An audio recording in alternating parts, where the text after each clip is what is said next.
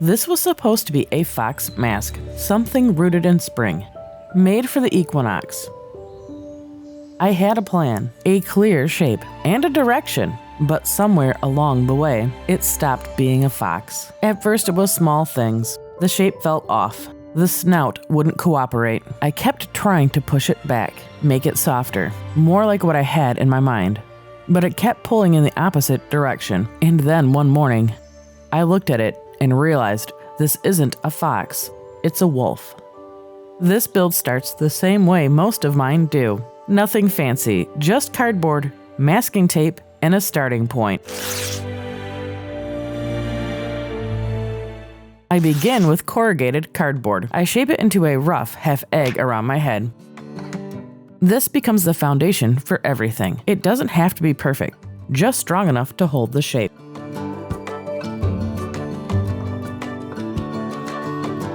I reinforced it with smaller strips, built it up until it felt stable. From there, I started building the face out. Using thinner cardboard, I sketched out the basic shape that was supposed to be the fox. Attached everything directly to the base. At this stage, it's all rough forms, nothing detailed. I'm just trying to find the silhouette. To fill in the gaps, I used aluminum foil and newspaper, bulked out the shape without adding too much weight.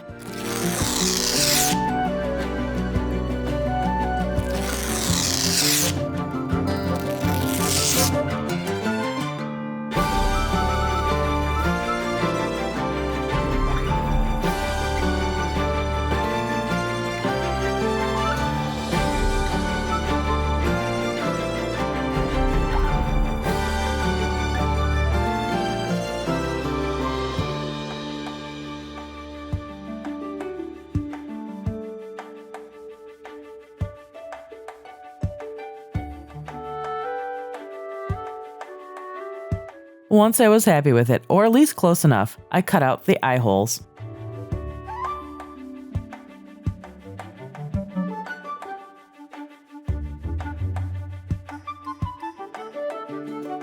And wrapped everything in masking tape. This helps smooth it out a bit and gives you a clear idea of what you are actually working with.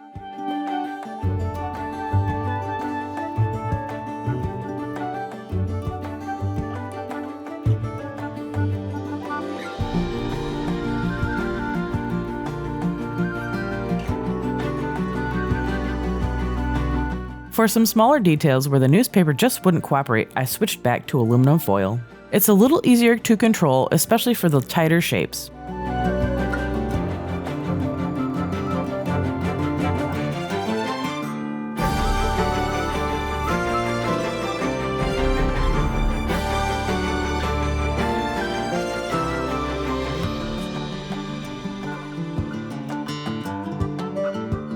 And around this point, I started noticing something. The snout wasn't quite right. No matter how much I adjusted it, it wasn't reading as a fox. So instead of fighting it too hard, I started leaning more towards a stylized shape, exaggerating certain features, like the eyebrows and snout, letting it feel more interpretive than realistic. Because it was never meant to be a perfect replica, just an artistic version.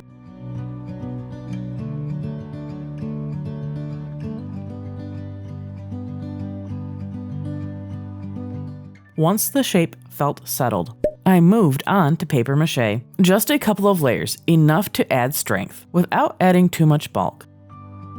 Normally I would go a little bit heavier here, but since I knew I was adding clay later, this was just the foundation.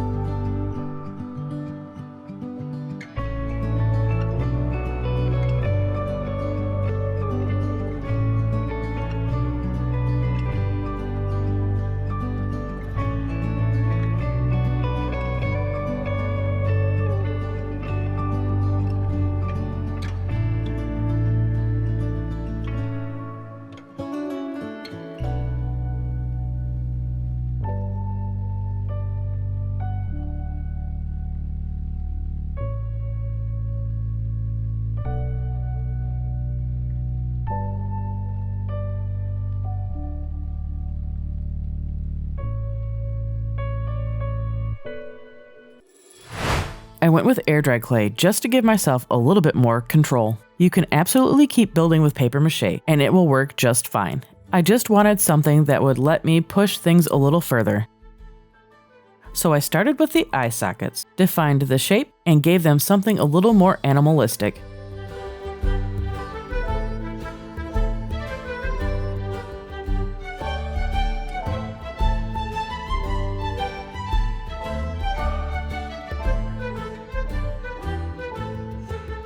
From here, I worked in small sections with a thin layer of clay and slowly building up the surface, turning those layers into fur, trying to vary the direction and texture so it didn't feel the same.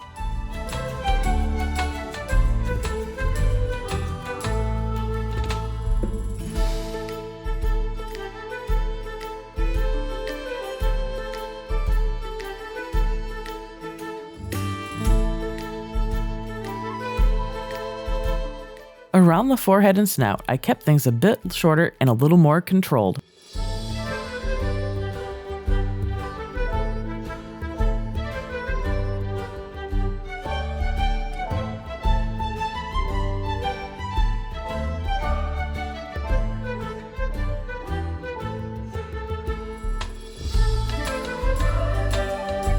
For the ears, I let them stretch out a little bit more, longer and more defined, something that felt closer to what the mask was becoming.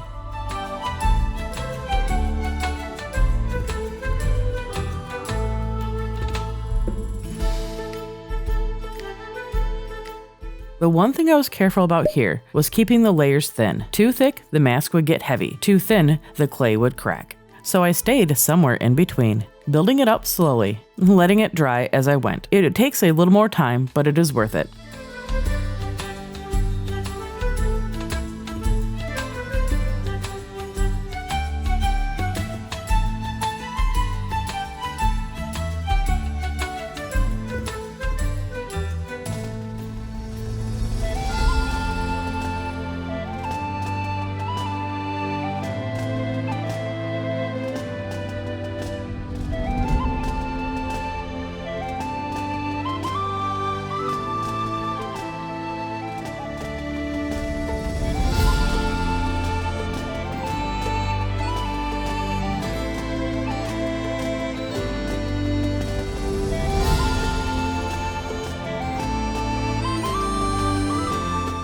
Once the base layer of clay was in place, I started to redefine the details, the nose, the mouth, and more stylistic tufts of fur.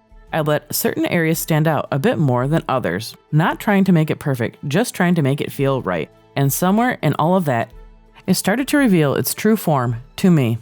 And this was not what I had planned, but it just felt right.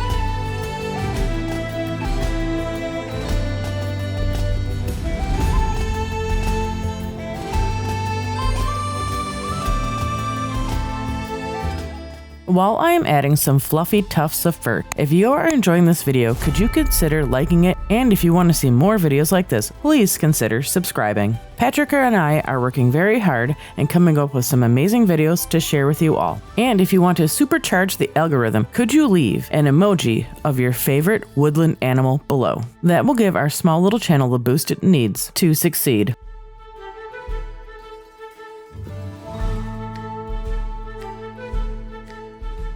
Once everything had time to dry, it's ready for paint.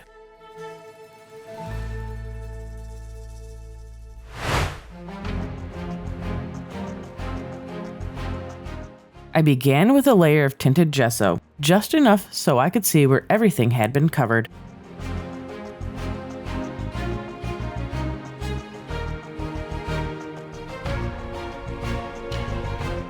From here, I kept it simple, building it up from white, and slowly adding layers of grays and browns, taking inspiration from a gray wolf, not a fox. And at this point, it didn't feel like one anymore.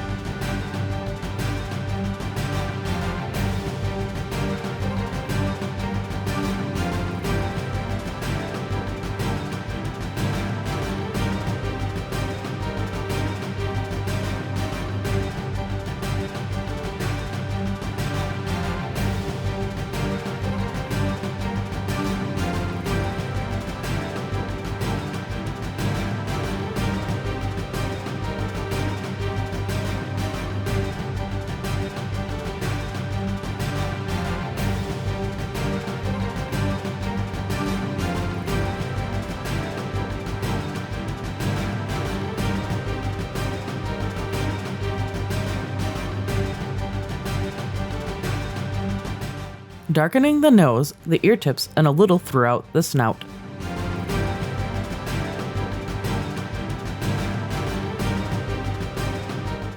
And then going back through with a darker wash to bring out some depth and letting the texture do most of the work. At this point, it was all about highlighting what I already had sculpted out of clay.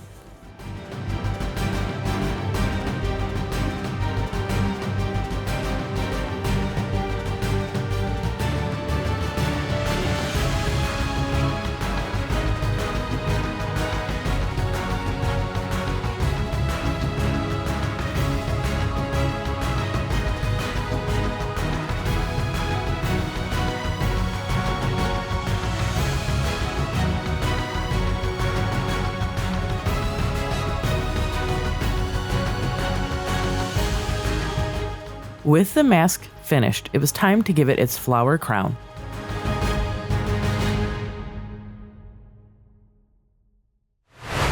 Now that the painting is done, I moved on to the finishing touches. For the crown, I worked with crepe paper, a bit of foil, and floral wire.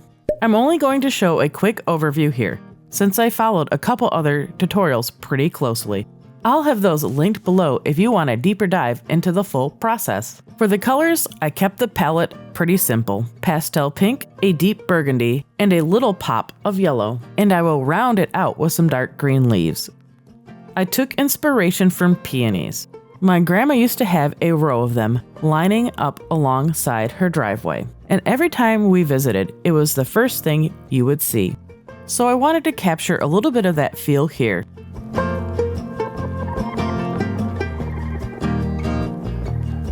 I started with a light pink, and I dyed the edges purple, just to break up the colors a bit and to keep it from feeling flat.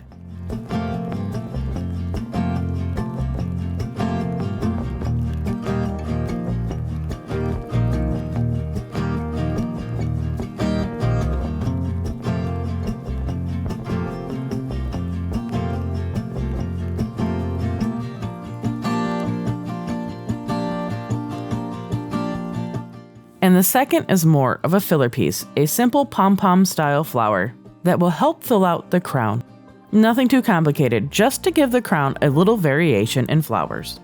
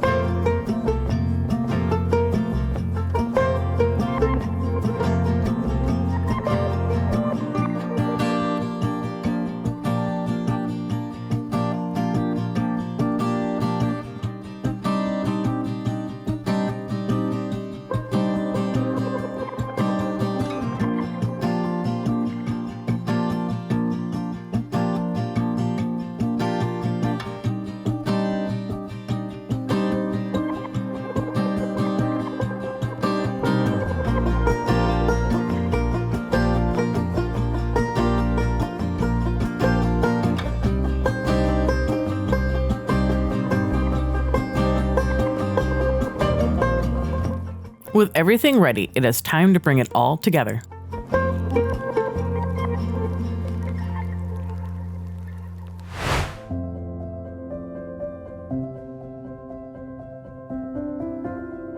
I started by cleaning up the inside of the mask, covered over the aluminum foil, and then removed some bulk from the snout to give myself a bit more breathing room.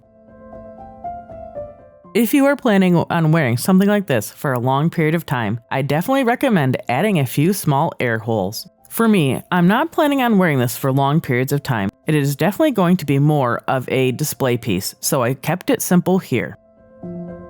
From here, I drilled small holes just above my ears. This is where the ribbon would attach.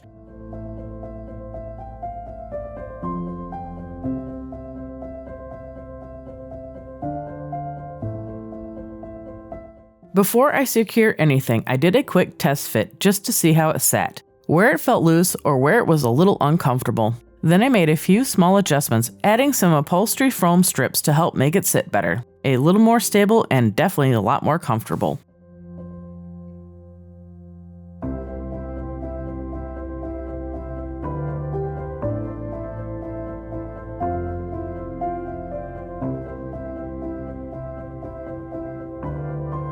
Once that was in place, I added the ribbon, keeping it simple but secure enough to actually wear, and with that, it finally started to feel more complete.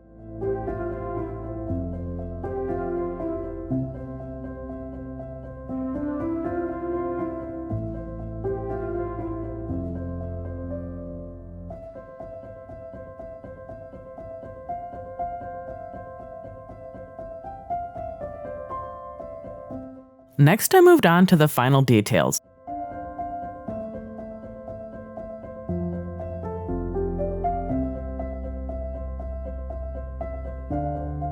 Adding some bead strands and ribbon to give it a little more movement.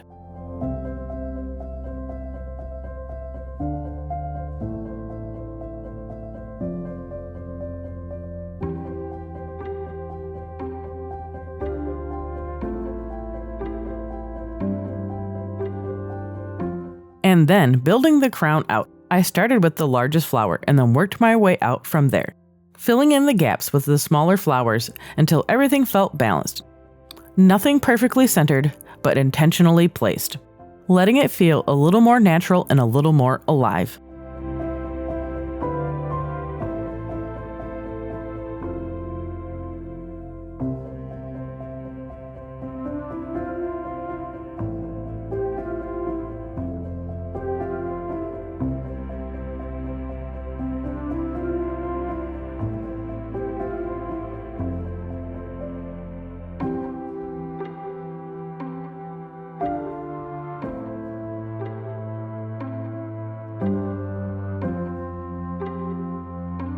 Somewhere in the process, it all came together, not as the fox that I had planned, but something else entirely. Something that took its own shape and ended up exactly what it needed to be.